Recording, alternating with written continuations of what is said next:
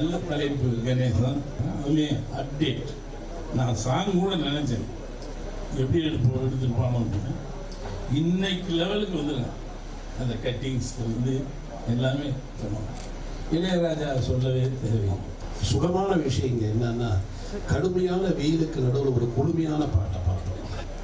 ஏன்னா அந்த பாடல் ஒவ்வொன்றும் ஒரு பாட்டு ஒவ்வொரு விதமாக இருந்தது, ஒவ்வொன்றும் வேறு ரகமாக இருந்தது.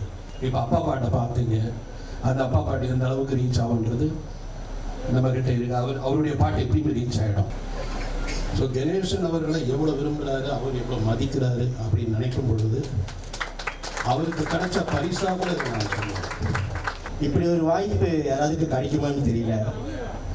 மலேசியாவிலேருந்து வந்து ஒரு படம் தயாரிக்கிறான்னு முதல் படத்திலேயே ஐயாவோட இசையில் தயாரிச்சிருக்கேன். படத்துக்கு மட்டும் இல்லை, என் வாழ்க்கைக்கு எனக்கு கிடைச்ச பெரிய ஆசீர்வாதமாக நான் நினைக்கிறேன். பேர் நல்ல பேரை வச்சுட்ட காதல் செய்யும் அப்படின்னு சொல்லி ஓகே நான் ட்ரை பண்ணுறேன் காதல் பண்ணுறதுக்கு. மிகவும் மகிழ்ச்சியான விஷயம். எல்லோரும் நீங்கள் இங்கே ரொம்ப கணேசனுக்கு கொடுக்குற சப்போர்ட்டுக்கு பார்க்கறதுக்கு சந்தோஷமாக இருக்குது. இது அவர் வெற்றி அடைஞ்சு அவர் ஒரு நல்ல பேரோடு இங்கே சினிமா உலகில் வர வேண்டும் என்று எல்லாம் இறைவனை பிரார்த்தித்து உங்களிடம் விடைபெறுகிறேன்.